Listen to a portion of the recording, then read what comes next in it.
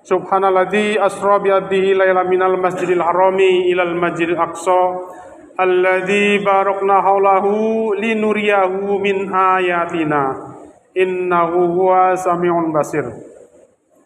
Sidang Jumat yang dirahmati oleh Allah Subhanahu wa taala, dari ayat 1 kalimat pertama subhanalladzi asra bi abdihi, Maha suci Allah yang telah memperjalankan hambanya. Jadi di sini menjadi kalimat pembuka yang sangat mulia dan memuliakan sekali Rasulullah sallallahu alaihi wasallam yang telah diakui sebagai hambanya. Subhanallah, subhanalladzi bi abdihi, sebagai hambanya, hamba Allah. Insyaallah sidang Jumat yang dirahmati oleh Allah Subhanahu wa taala, di sini kita semua sebagai hamba Allah dan kita semua bahkan mengakui sebagai hamba Allah. Tapi apakah Allah sudah mengakui kita sebagai hambanya? Apakah Allah sudah mengenal kita sebagai hambanya? Jadi mengenal Allah terhadap ciptaannya pasti mengenalnya. Karena kita tercipta dari 50.000 tahun sebelum kita dilahirkan, kita sudah tertulis di Lauhil Mahfuz tentang kejadian apa, tentang nasib apa, sudah tertulis semuanya di situ. Jadi sidang Jumat yang dirahmati oleh Allah Subhanahu wa taala, yang menjadi pengakuan bi abdi sebagai hamba Allah yaitu Rasulullah sallallahu alaihi wasallam adalah mari kita berjuang untuk kita itu bisa diakui juga sebagai hamba Allah.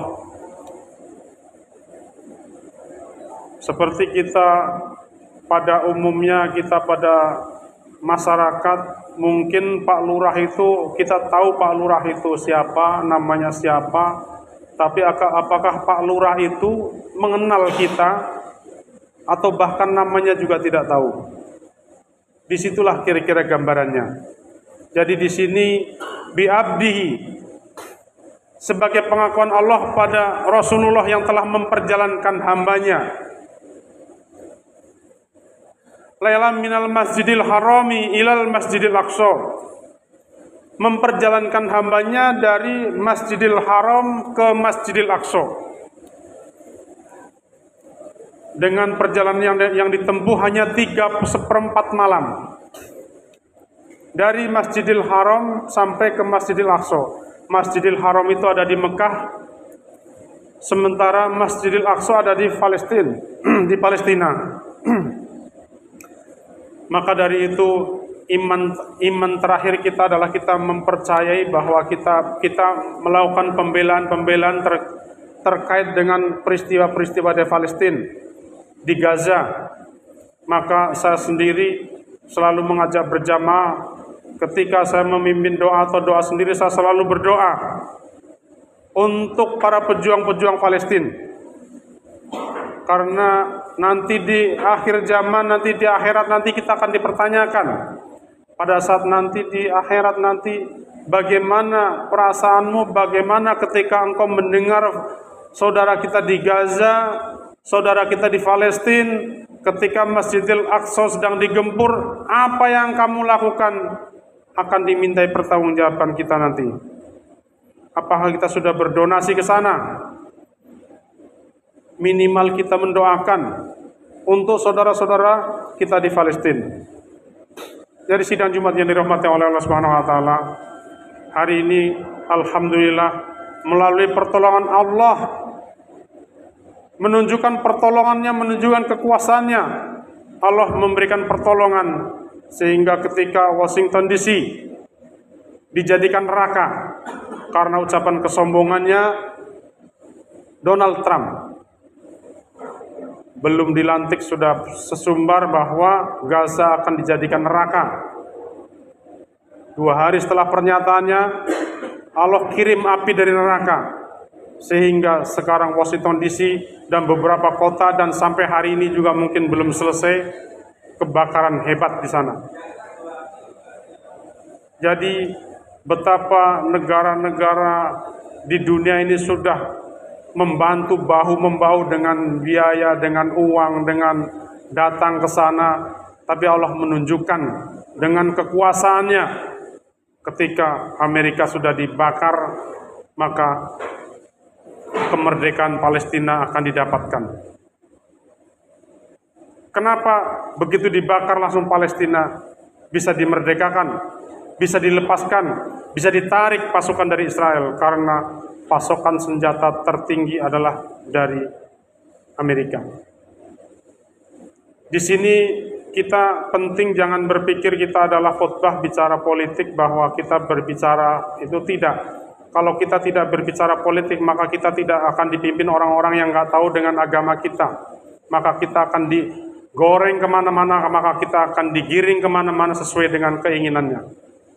Jadi sidang Jumat yang dirahmati oleh Allah Subhanahu Wa Taala, linuriyahu min ayatina. Jadi perjalanan Rasulullah itu untuk menunjukkan kebesarannya, menunjukkan ayat-ayatnya. Ketika Rasulullah naik dari Masjidil Aqsa sampai ke Sidratul Muntaha, bahwa Sidratul Muntaha malaikat Jibril aja tidak berani masuk. Jadi ditemenin oleh malaikat Jibril hanya sampai di langit ketujuh. Setelah sampai di langit ketujuh, monggo silahkan masuk Rasulullah. Malaikat Jibril tidak berani untuk menghadap Allah Subhanahu Wa Taala di Sidratul Muntaha. Jadi sidang Jumat yang dirahmati oleh Allah Subhanahu Wa Taala, apa yang dilakukan menjadi momen penting, diantaranya adalah banyak momen-momen penting karena di situ ada linuriyahu min ayatina. Allah menunjukkan ayat-ayatnya dalam perjalanannya, banyak sekali perjalanannya itu menunjukkan ayat-ayatnya dengan kejadian-kejadiannya. Namun yang akan kita bahas hari ini adalah Rasulullah sampai di Sidratul Muntaha mendapatkan perintah sholat. Mendapatkan perintah sholat 50 waktu dalam satu hari. Begitu turun sampai di langit ke-6, karena para nabi itu bersemayam di langit masing-masing sesuai dengan derajatnya. Jadi menurut para ulama, Nabi Musa alaihissalam derajatnya cukup lumayan tinggi, ada di langit ke-6. Tapi derajatnya yang tinggi pun Nabi Musa tidak bisa sampai mencapai langit ke-7. Jadi derajat yang tinggi manusia di dunia ini adalah Rasulullah sallallahu alaihi wasallam. Malaikat pilihan, malaikat Jibril hanya sampai langit ke-7, tidak bisa menembus sampai ke Sidratul Muntaha. Jadi sidang Jumat yang dirahmati oleh Allah Subhanahu Wa Taala, ketika Rasulullah turun dari langit ke-7 sampai di langit ke-6 ketemu dengan Nabi Musa alaihissalam. Wahai Muhammad, tentunya memanggilnya nama. Wahai Muhammad, dapat perintah apa dari Allah Subhanahu Wa Taala? Kami dapat perintah untuk umatku sholat 50 waktu sehari. Jadi Nabi Musa menyampaikan protes, wahai Muhammad, umatmu sangatlah lemah. Umatku yang sangat kuat dan cerdas dan pintar, cerdas, tidak akan sanggup melaksanakan sholat 50 waktu. Apalagi umatmu yang sangatlah lemah. Sehingga Rasulullah SAW naik lagi ke Sidratul Muntaha. Naik lagi, diturunkan lagi sampai pada detik terakhir. Setiap naik turun itu turun 5 rakaat, turun 5 waktu, turun 5 waktu. 45, 40, 35, 30 sampai tinggal 10. Tiap ketemu disuruh naik lagi. Jadi ketika sudah tinggal perintahnya tinggal 10 rakaat, 10 ayat, naik lagi. Diprotes lagi sama Nabi Musa alaihissalam. Begitu sudah naik lagi turun, tinggallah 5 waktu. Jika Nabi Musa alaihissalam menyampaikan dengan bahasa yang sama, umatmu tidak akanlah mampu untuk menjalankan sholat 5 waktu. Silahkan naik lagi, minta dikurangi. Rasulullah SAW menjawab, saya malu. Untuk meminta lagi saya malu. Jadi sholat 5 waktu juga kita, sidang Jumat yang dirahmati oleh Allah SWT, dan kita juga patut bersyukur kepada Nabi Musa alaihissalam yang telah memprotes sehingga dari 50 waktu menjadi 5 waktu. Tapi apakah benar yang disampaikan oleh Nabi Musa alaihissalam kepada Rasulullah SAW? Benar adanya. Kita hari ini banyak orang yang sangat kuat, banyak orang yang mampu berdiri berjam-jam, tapi untuk berdiri 5 menit sholat 5 waktu saja tidak sanggup. Disitulah letaknya kita itu, umatnya itu tidak dianggapnya tidak mampu. Umatnya dianggapnya lemah. Jadi sidang Jumat yang dirahmati oleh Allah Subhanahu wa taala, kali ini Jumat sudah dipanggil hayya 'alas shalah. Marilah kita sholat. Masih juga di luar, tidak mampu karena lemahnya iman. Bukan lemah fisik, lemahnya iman. Tidak mampu untuk segera hadir. Setelah dipanggil hayya 'alas shalah, dipanggil lagi, dijanjikan lagi hayya 'alal falah. Ketika engkau sholat maka hidupmu akan berkah. Belum juga datang lagi. Sehingga mari kita evaluasi apakah kita termasuk yang disampaikan oleh Nabi Musa alaihissalam bahwa umat Rasulullah yang sangatlah lemah. Mari kita berjuang bahwa kita bukan termasuk bagian dari umat-umat yang lemah untuk memenuhi panggilan Allah Subhanahu wa taala. Jadi kita harus berjuang, jangan sampai kita itu dikatakan oleh kita termasuk bagian daripada orang-orang yang lemah, seperti disampaikan oleh Nabi Musa alaihissalam. Kalau Nabi Musa alaihissalam mengatakan umatku yang sangat-sangat cerdas, benar, orang Yahudi itu cerdas-cerdas. Sehingga kita banyak dikadalin. Jadi sidang Jumat yang dirahmati oleh Allah Subhanahu wa taala, marilah kita mengevaluasi diri.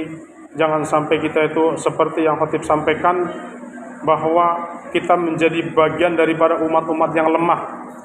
Lemah untuk hadir di masjid. Padahal nilai keimanan kita adalah ketika kita adalah orang-orang yang menjalankan sholat, orang-orang yang khusyuk menjalankan sholat 5 waktu.